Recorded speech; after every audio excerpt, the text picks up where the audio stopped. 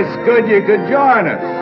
We're having a party, and everybody is here. Before I start introducing you around, who are you and what do you do? I mean, are you an insurance salesman or stockbroker, office manager, housewife maybe? Well, that's not very important. You're bound to find someone here you got something in common with. You know, someone you can talk to.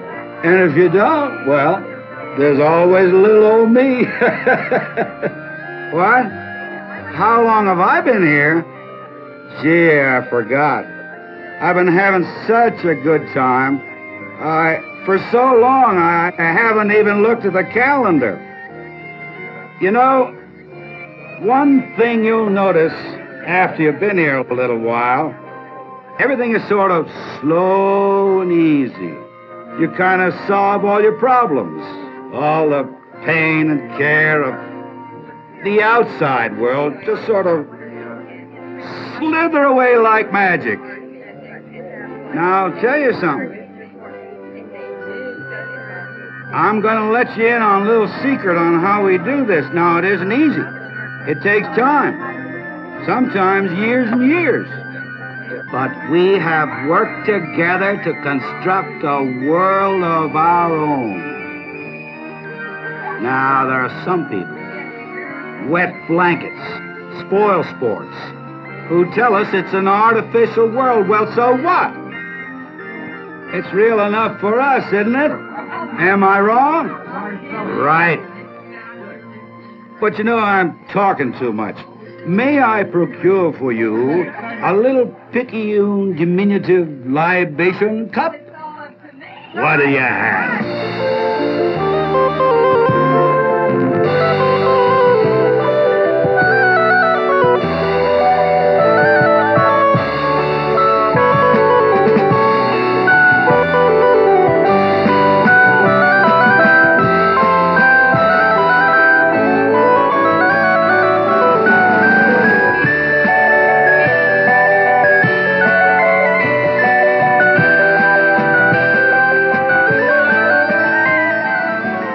Ours is a drinking society. Nearly 70% of American adults drink regularly, and for the most part without problems. However, within our drinking population are 9 million people who have crossed over the line. 9 million for whom drinking is no longer a pleasure. 9 million who have spent too long at the fair. Who have bought themselves a ticket for a ride on an endless nightmare.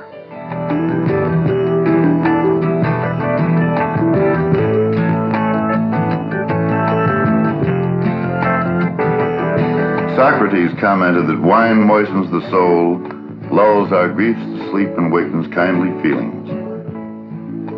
Today, nearly 100 million Americans regularly confirm the accuracy of his observations.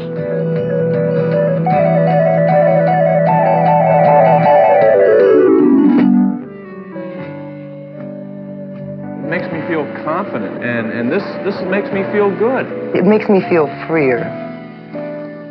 Less inhibited. We have very, very few people that come in and get intoxicated. Families go out to restaurants for dinner, and the parents will have a drink while the children will have a Coke.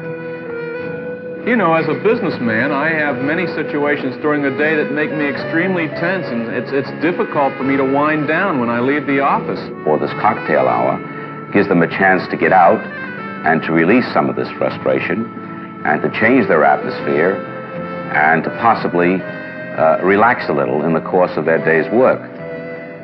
You know, there's nothing wrong in drinking in moderation. Having a beer is part of having a good time. There are no commonly agreed to rules governing our drinking behaviors. Americans drink for different reasons. To some, alcohol enhances a social situation. For others, it is a setting for discussing business. It may serve as a safety valve for workaday pressures. And it may serve as a sort of invisible armor for social combat.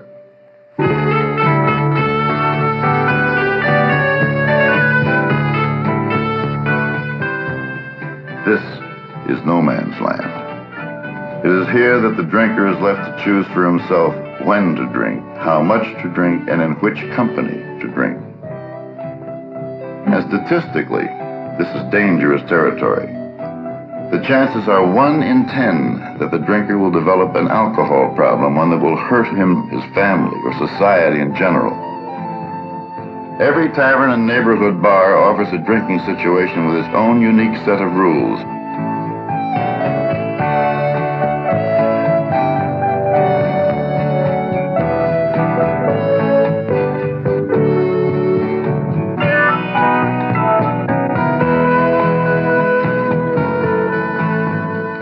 Even in the home, where more and more drinking is being done, there is a distinct absence of any form of universal agreement. Because there is no national norm, there are virtually no commonly accepted social controls, nor are there commonly accepted standards of drinking behaviors against which we can measure ourselves.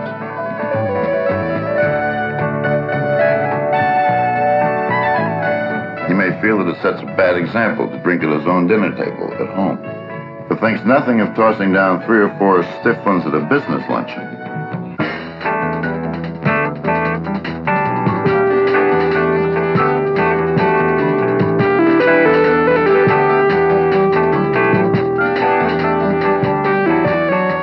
While it would never enter his mind to let it all hang out at a neighbor's barbecue, he uses the annual Mardi Gras as a legitimate excuse to get blasted.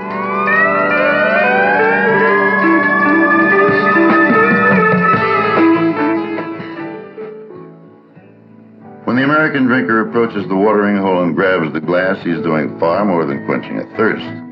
He may be palliating a host of interwoven, deeply ingrained problems. This in itself may not necessarily direct his path to eventual alcoholism. But without some form of nationally accepted guideline, it becomes easier and easier to slip into a harmful drinking pattern, a pattern actually encouraged by certain drinking groups. 9 million of us have already done so.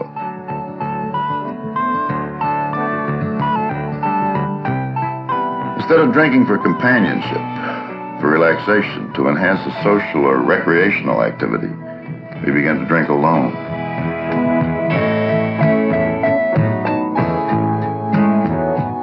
But rather than identify ourselves, we cloak our illness in a variety of masks.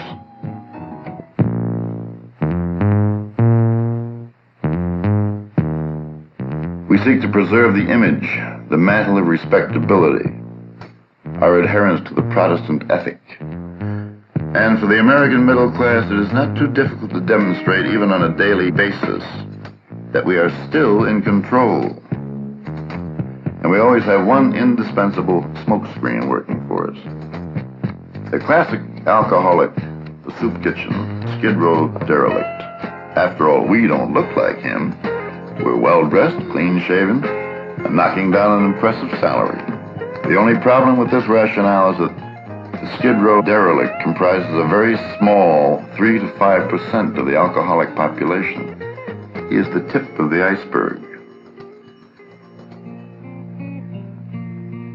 The other 95% of the iceberg is made of people pretty much like ourselves, people who spend an undue amount of energy convincing everyone around them that they don't have a drinking problem. As we find ourselves carrying out our theatrical deception, we often find that we're protected in a variety of ways by our spouses, our peers, our fellow workers, all the significant others in our lives. After all, it is difficult to confront an alcoholic person. It's much easier to go along with the deception.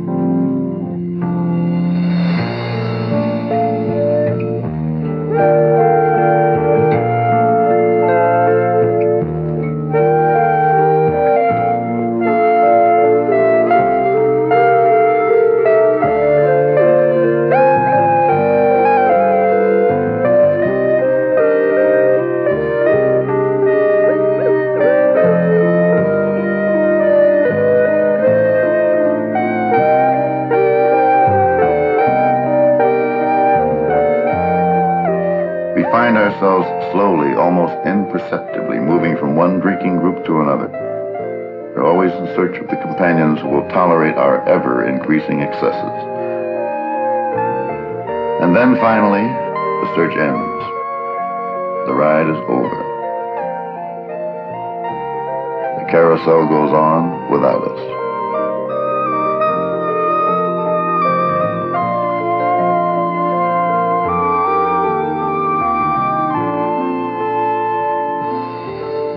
real tragedy in the drinker's life is that little is done for him until he has finally lost all self-control. By the time he is admitted to some form of therapy, much damage has already taken place. Damage to himself and to those around him. We've discovered a great many therapeutic techniques ranging from psychodramas to family sensitivity sessions. But we don't know yet what works for what kind of people. And this should not be surprising, for we have only recently accepted alcoholism as an illness, and we're still in the process of learning how to treat the casualties. While alcoholic education is required by law, it is usually viewed as an opportunity for a temperance lecture. Children are perceptive, even at kindergarten age. Why not give them the knowledge of the drug and what its beneficial as well as harmful effects can be? And education should not stop in the classroom. Adult education, particularly among the traditional helping agencies, can help focus a clearer understanding of the problem. And finally, how about you? As a host, do you help your guests towards safer and saner drinking habits? Do you serve drinks, or do you forcibly push them? Do you respect the right of those who prefer to drink something else, something non-alcoholic? And do you assume full responsibility for anyone who had too much of your booze? Of most importance, it's not how much or how little we decide to drink or where or when. It's really how clearly we define what is acceptable to us as a 20th century society. By the same coin, what is not acceptable. Drinking in itself is an individual choice. However, the level of responsibility we expect to see exercised is not. It is society's choice. Alcohol is a drug. As we approach any drug, we must likewise view alcohol with a certain understanding and appreciation, a realistic appraisal of the chemical substance. From this understanding comes the basis to make sound decisions as to its use.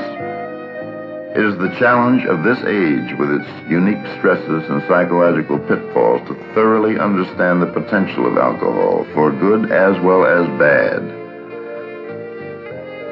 Through research and education, each of us, without emotionalism, can choose to abstain or indulge, and in either event, to pursue our choice within a framework beneficial to ourselves and to our community.